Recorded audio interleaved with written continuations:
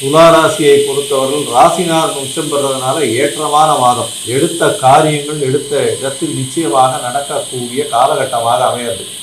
இந்த காலகட்டத்தில் பார்த்தலையானால் படிக்கக்கூடிய மாணவர்களுக்கு போட்டித் தேர்வில் வெற்றி, புதிய வேலை கிடைக்கக்கூடிய பிராப்தி, வேலையின் மூலியமாக வெளிநாடு போகக்கூடிய பாக்கியம், அது தவிர தந்தையின் உடல்நிலையில் நல்ல ஒரு ஏற்றம், தாயின் உடல்நிலையில் நல்ல ஒரு மாற்றம் இருக்கக்கூடிய காலகட்டம்.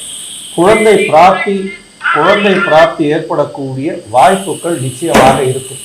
இந்த காலகட்டத்தில் பார்க்கும்போது பார்த்தலையானால் குழந்தை பிராப்தி நல்லபடியாக இருக்கும். உங்களுக்கு புதிய பதவி, புகழ், அந்தஸ்து, கௌரவம் எல்லாம் வரக்கூடிய காலகட்டமாக அமையப்போகுது. இந்த துளாராசிக்காரர்களுக்கு பரிவர்த்தனை யோகம் குருவும் சுக்கிரனும் இருக்கிறதுனால மறைந்த இடத்திலிருந்து திடீர் செல்வங்கள் வரக்கூடிய வாய்ப்புகள் நிச்சயமாக உண்டு. ராசிக்கு 9-12 அதிபதியான புதன் நீச்சப்பட்டு இருந்தாலும் நீச்ச பங்கம் அடைந்து பெரிய ஏற்றத்தை கொடுக்கக்கூடிய காலகட்டமாக அமையப்போகிறது. மொத்தத்தில் பார்த்தீர்களேயானால் இந்த துளாராசிக்காரர்களுக்கு பெரிய ஏற்றம் கிடைக்கக்கூடிய காலகட்டமாக அமையப்போகிறது. இந்த காலகட்டத்தில் சித்தர்களை போய் வழிபட்டுட்டு வர்றது ஒரு பெரிய ஏற்றத்தையும் மாற்றத்தையும் உங்களுடைய வாழ்வில் நிச்சயமாக கொடுக்கும்.